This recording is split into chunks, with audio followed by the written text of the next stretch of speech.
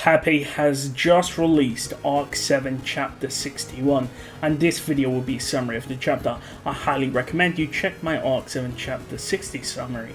Anyways, let's begin. Subaru was in a cold, dark space. He felt like his body was chained down, so he stretched his hands out for help. That's when he saw it, a young girl, a girl with a look of determination on her face. Subaru knew deep down that he had to reach out to her, that he had to save her, so he distorted the chains that bound him, and he reached out his hand. Subaru looks at his hand. He realizes that it's smaller than normal. In other words, he was still a child. Subaru made so many sacrifices, but didn't make any gain on his current position. Subaru reflects on his numerous deaths and his challenge against Obart. He assumed his time as a child was over. Subaru mutters to himself. He remembers Obart touching his chest. Then he lost consciousness. Subaru wonders aloud what happened. Subaru bites on his teeth. His mind and his memories about what happened afterwards was foggy. Someone calls out to Subaru, telling him to take it easy, and to wait for Subaru's companion to wake up. Subaru turns and sees someone peering into his face, causing Subaru to scream out. However, the person tells Subaru to not make noise, or else Subaru will be spotted and chosen to fight a gruesome battle to the death.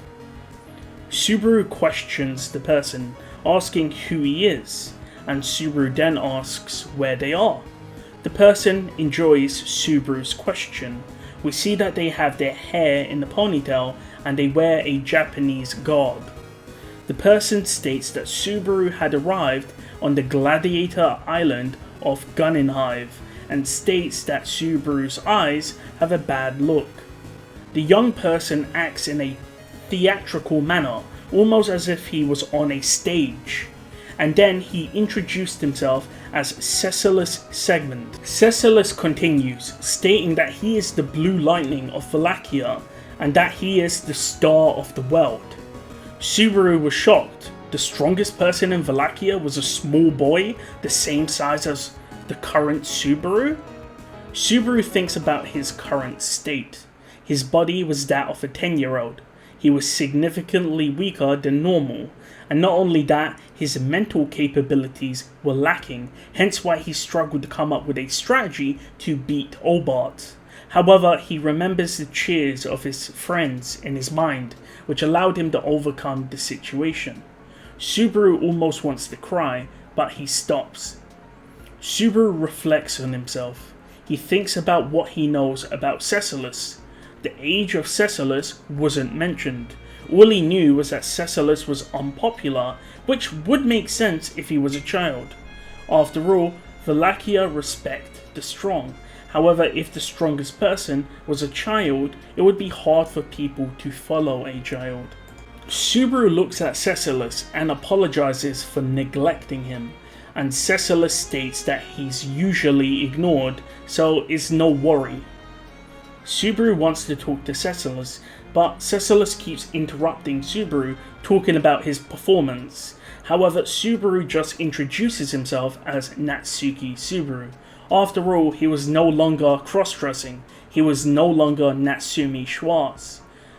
It's also possible that Cecilus would recognize his name. However, Cecilus simply asks about what his name is, which of his names is his family name. To which Subaru responds that his family name is Natsuki and his actual name is Subaru. With that, Cecilus says he will call Subaru Subaru, and Subaru wonders if this really is Cecilus. Subaru thinks about it. After all, people can just self-identify as what they want. But the Blue Lightning title is famous in Wallachia. Cecilus catches that Subaru looks concerned and asks Subaru what is wrong, and Subaru asks if he is the real Divine General, and Cecilus says that everyone asks him that. Cecilus continues, stating that they should move on to the next topic. After all, him saying his identity wouldn't prove anything.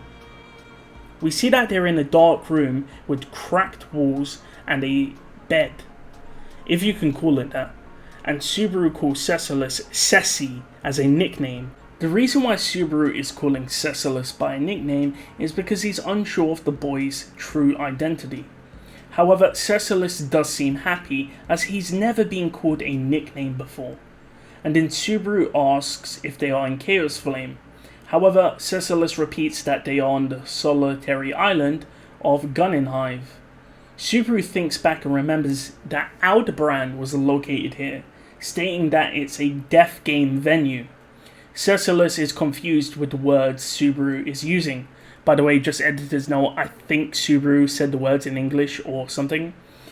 And Subaru says that it's where people kill each other, and Cecilus confirms it.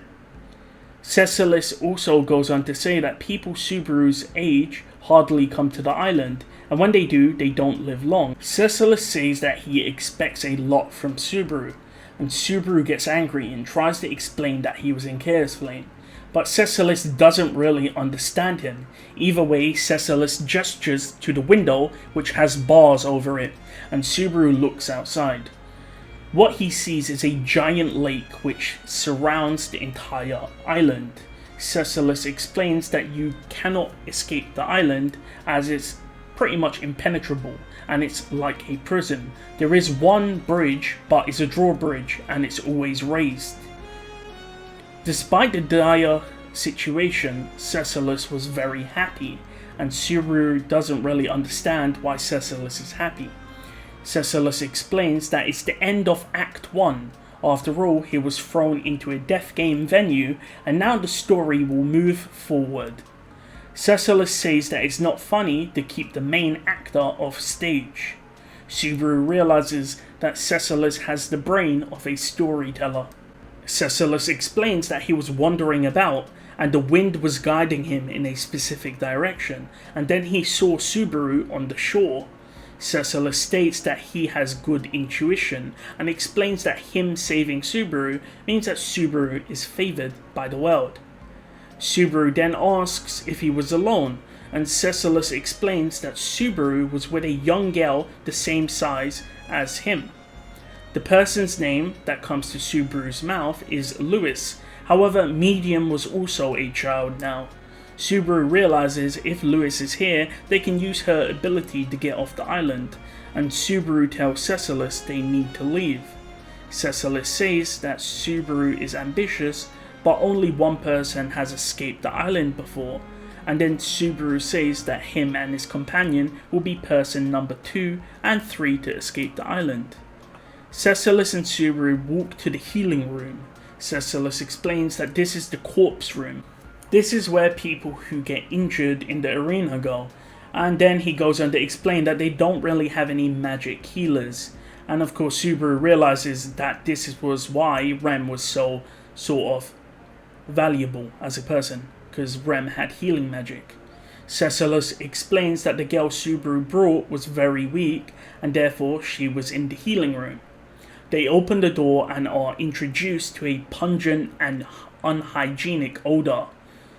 Cecilus pointed to Subaru's companion and Subaru ran over, calling to Lewis. However, he was really shocked to see that the person was not Lewis and that it was actually Tanza. Subaru questions why Tanza is present, and Cecilus wonders if he did something wrong again. Subaru said he thought Lewis was here, but Cecilus says that he only said it was a young girl and he didn't mention any name, meaning that Subaru jumped to his own conclusion. Subaru puts his hand on his head and wonders about Lewis. Yona will protect her, but the second that her true identity as a Sin Archbishop is revealed, then Yona could turn on her just like Medium did. And of course, Lewis is the link between Rem and Subaru has an obligation to bring her back safely. Either way, Subaru wants to take Tanza and explains that Yona will be looking for her. However, again Cecilus explains that it will be very hard. This is due to the curse. The curse rule essentially means that if you disobey any orders, you die, and if you resist, you die. It's a curse of death, and this curse encompasses the island. Satella states that if it wasn't for the curse, he would actually run across the water. Satella then explains to Subaru how you can run across water. Subaru laments his situation and asks if Satella can contact the other people. After all, he is a divine general. Satella mutters something, and Subaru doesn't really understand what Satella is talking about. Satella then states that he doesn't actually know why he's here on the island, and explains now that Subaru has arrived, the story should move forward. And with that, the chapter ends. So, quite a weird chapter, just dialogue between Satella and Subaru. There's talks of a curse on the island. I saw people discussing this in the Discord server, but I believe in ReZero law, for a curse to be applied, people need to physically touch you. Just like how the dog in Arc 2 had to bite Subaru to give him the curse. And I believe Beatrice was talking about it. So there could be a possibility that Subaru and Tanza are not cursed, because they were never touched and they just sort of appeared on the island. But I'm looking forward to see where this actually goes. Thank you for watching.